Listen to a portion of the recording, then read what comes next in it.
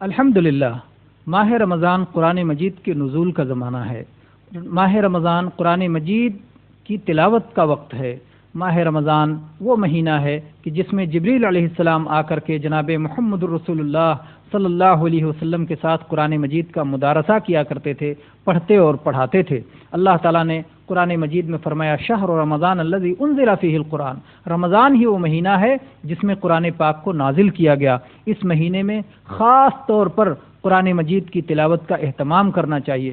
سال کے بقیہ مہینوں میں آپ جو کچھ پڑھتے ہیں، جو کچھ میں آپ اپنے وقت کو لگاتے ہیں، بے شک اگر وہ مباح اور جائز ہے تو کوئی حرج کی بات نہیں، لیکن رمضان میں اپنی دیگر مصروفیات کو کم کر کے زیادہ سے زیادہ قرآن پاک کی تلاوت میں اپنے آپ کو لگائیں، کیونکہ یہ قیامت کے دن صیام بھی سفارشی بن کے آئے گا، قیام بھی سفارشی بن کے آئے گا، تلاوت قرآن بھی سفارشی بن کے آئے گا، تلاوت قرآن سفارشی بن کے آئے گا۔ اللہ کے نبی کریم صلی اللہ علیہ وسلم نے فرمایا الصیام والقرآن یشفعان للعبد یوم القیامہ، کہ صیام اور قرآن پاک کی تلاوت، یہ قرآن پاک یہ قیامت کے دن بندے کے لیے شفاعت کریں گے۔ صیام کہے گا یا اللہ دن میں میری وجہ سے یہ بھوکا اور پیاسا تھا، اور قرآن پاک کہے گا یا اللہ یہ راتوں کو جاگ کر کے میری تلاوت کیا کرتا تھا۔ تو قرآن مجید کی تلاوت کا اہتمام کیجیے رمضان کے مہینے میں۔